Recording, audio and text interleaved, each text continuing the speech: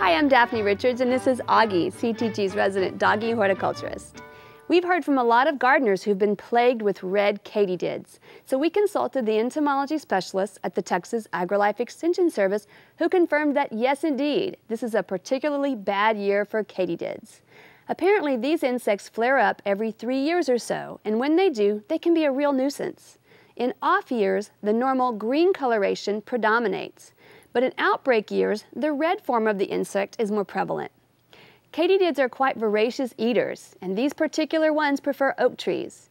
I noticed quite a few of my Mexican white oak leaves had been chomped, but it's a larger tree, so it will recover quite easily. Younger trees with fewer leaves and less carbohydrates in reserve, and stressed trees may not recover quite as easily.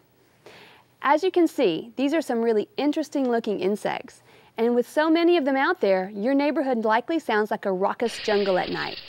The onslaught will continue through the summer, but will begin to subside over the next couple of months, and the insects will eventually succumb to predators or their natural life cycle. And damaged trees will begin to recover and put on new leaves in the fall if they haven't already.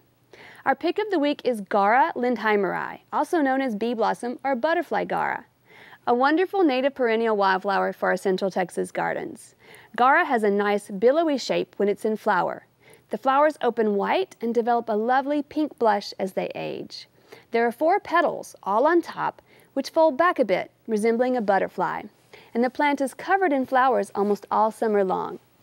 Gauras take very little care or attention and require very little water. Like many of our drought-resistant plants, Gaura prefers well-drained soil, gets about 3 feet wide and 2 to 3 feet tall with the flower spikes. Gauras love the full sun and don't like to be overwatered. They're also difficult to move once established, so try not to transplant them once they're settled into your landscape. They have a very long taproot that's almost impossible not to break.